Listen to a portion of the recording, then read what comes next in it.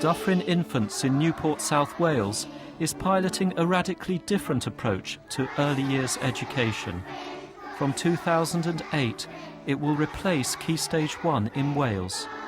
The new foundation phase for 3 to 7-year-olds places a greater emphasis on learning through play. Many years ago, you might have seen the whole class sitting down, and some of those children will have understood the lesson, the objective, but some children wouldn't have. And those children who didn't would have still been sitting on that carpet. They would feel failures, and not because they are not capable of reading and writing, but they are not ready to, and they were not developmentally mature to. So, in the past, it's the children who've matured developmentally have been the ones that have succeeded. Okay. Right, Tyler, would you like to do a forward roll demonstration down the mat? Forward rolls. Off we go. Hands out. Bath head teacher Phil Pope has come to see the changes in action. He'd like to do something similar at his school, but he's worried about the impact on SATS results. Excellent.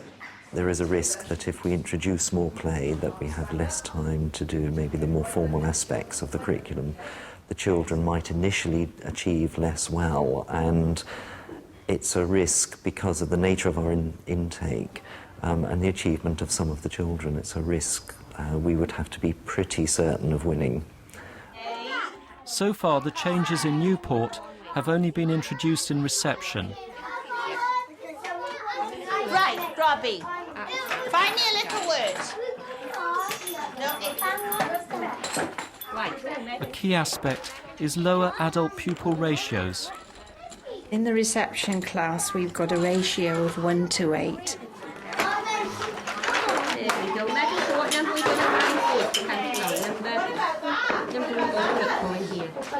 So we've had a lot of extra classroom assistance and support within the classroom. This has then enabled us to work in very small groups, which you've been able to differentiate, so can meet the children's needs, which we couldn't if you had one teacher with 30 children. Speaking and listening has been catered for and extended, and the children are much more confident than they have previously been, because again we're working at their own level. You do at the end of a sentence. Now, Phil's relieved to see that the reception children who are ready do learn to read and write, but the rest of the class will come to this much later. Can. What does that say? Can. A. Now I'll do the boxes. Say the sounds. But we got can a bird. Right.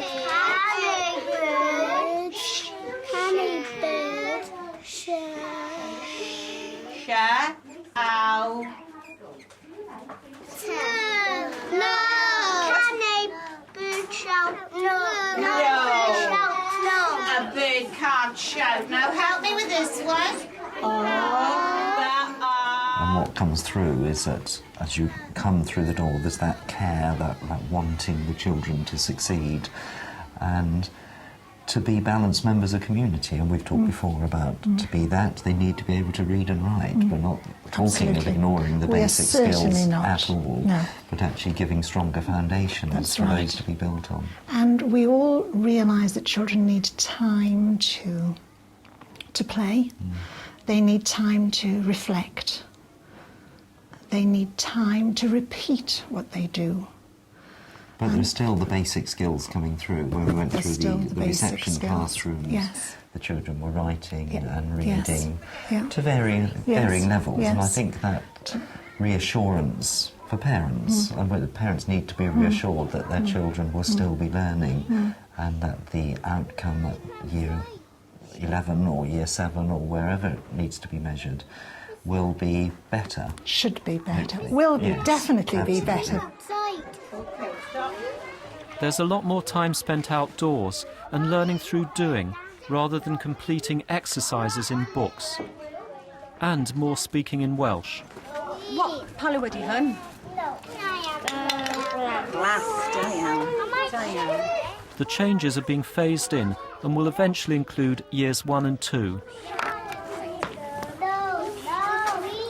That's an area that there's a lot of discussion about the knock-on effect to Key Stage 2, and adapting the curriculum in Key Stage 2, certainly when children enter, because they will have had this very active time before they go, but hopefully we'll have a much more solid base to go into. So it can be difficult enough anyway. Yes. What have you got on the end of your fishing rod? Metal. Is it special metal? Does it do something special? I don't know anything else. No. What does it? What about this metal? Is this metal here? It sticks. Do you know what we call that metal that sticks? Remember, Georgia? Do you remember what we called it? Magnet. Let's see if we can catch some fish with our magnet. Very good. Can you point to any actual children who are better off under this system than they would have been under the old system? Well, I think it's fair to say that the children who are less able at the beginning of the year have benefited enormously because there has been no pressure on them to learn inappropriately. The children who are always ready to learn will do so through most educational systems, but for the children that need that extra time, children who haven't had the good speaking and listening skills, who haven't had stories read to them, for a variety of reasons, those children need to be socialised and they need to spend time with good adults to bring them on to a point where they are ready to learn in a more formal way. I came not really knowing what to expect, but on the surface, actually, I'm reassured in a way that there's not a huge amount of difference, because it means we're not too far behind the Welsh system if we were to pick up now and start working on it. I do know a large number of my staff would be very interested in coming to the school. They're intrigued by the way the Welsh system is going. They, I think, unanimously approve of the way it's going, but do have concerns, which I think most professionals would have, of how that would be seen from what can be critical audiences of the parent group and the government, possibly. Many of these children, when they first start forest school, can't walk on anything that is uneven because they're not used to walking on anything that is uneven, certainly not used to going out into a woodland area. The foundation phase encourages all schools in Wales, even the most urban, to use the outdoors as another classroom where children can work on a daily basis. Dyffryn is lucky enough to have a piece of land on the edge of a wood. See if his roots will go right on the bottom. Let's have a look. Forest School. Hi. Chicken! Can anyone remember what a chicken is in Welsh? No. It's a yam. Me. Yes. A yam. Your tea. Your tea. Are we going to find any chickens in Forest School today, do you think? I don't think so. Chicken. But what do chickens eat? Worms. Chicken. Worms. We try and have a 1:4, 1:5 adult child ratio when we're out in the forest. So shall we try and collect some insects ourselves? Yeah. Shall we try? Okay, I'll get some pops. Come with us and we'll try and get some pops. All right, Joshua. Have you got a friend to work with, Josh? That hat's a little bit big for you. Are they given guidelines at this point? Yes. Can they wander No, they've all. Yeah, no, they can wander. They know where they can wander up to the orange fence and to the fence at the back. So they are safe. Oh, and the stream's fenced off. The stream is fenced off. So they're completely safe, but they do love to get behind bushes and you know, have that feeling of being out in the woods. Oh, and that one is. Do you think you're going to find a spider in there? Have a look. What else do you think we might find in there? The wriggles. What do you think? We must look. We might find a wriggly thing. You think there's something in the grass? Oh, what's that? Hey, that's tiny. Plant. Is it? Yes, black. Or it might be red. Could be red. Could be white. Oh, do they? Which one do you think it is? It's red. Here we go. Oh, yep. Here is one. Quick, before it bites me. Hey, did it? It might bite. Yeah, it might eat the armadillos. I don't think it'll eat the wood lice. Mine. Ah! Ah! Have it cheese up. It's hoped that if children spend more time outdoors, their health, fitness and physical development will improve. Phil's keen to find out from the Forestry Commission staff whether something like this could work at his school in Bath. Take too long to do. Is it different from a conservation area? We have a conservation area which children I think go it's more out of an to for a approach lesson. rather than a place. Right. So it's the idea of using a woodland setting on a regular, ongoing basis.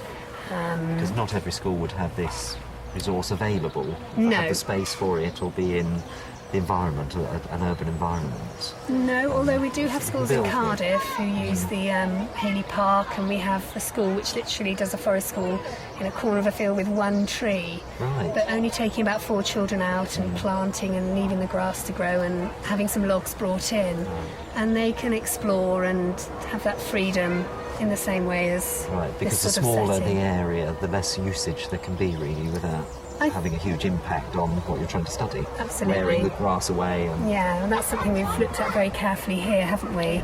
We come out in all weathers. The only year time round. we don't come out if it's very windy. That's the only time. because of branches. And Because of trees in this place. That's your risk But assessment that's our coming risk into play, assessment, but we come absolutely. out if it's snowing, if it's raining, Snow if would it's be lovely. cold. Actually, frost.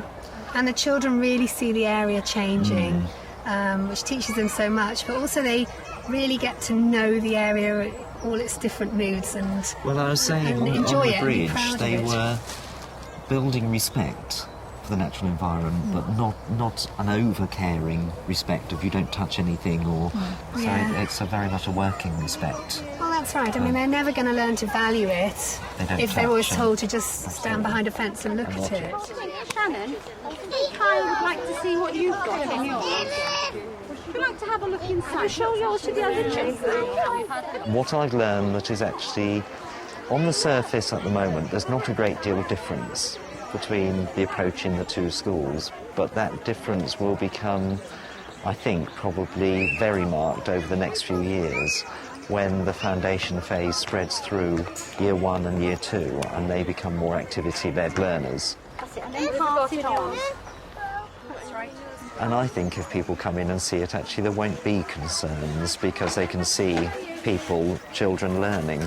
And as we went through reception and through year 1, you can see that the children are learning. There's writing going on, there's reading going on, maybe in a less formal sense, but the learning is still there. So that's a great reassurance to me. And I also love the forest school. The concept of a forest school was rather worrying, but actually seeing it in action and talking to people about it, it is well within the reach of, I would suspect, any school on a different scale. I can smell the popcorn. Nice, isn't it? It'd be all lovely and sweet.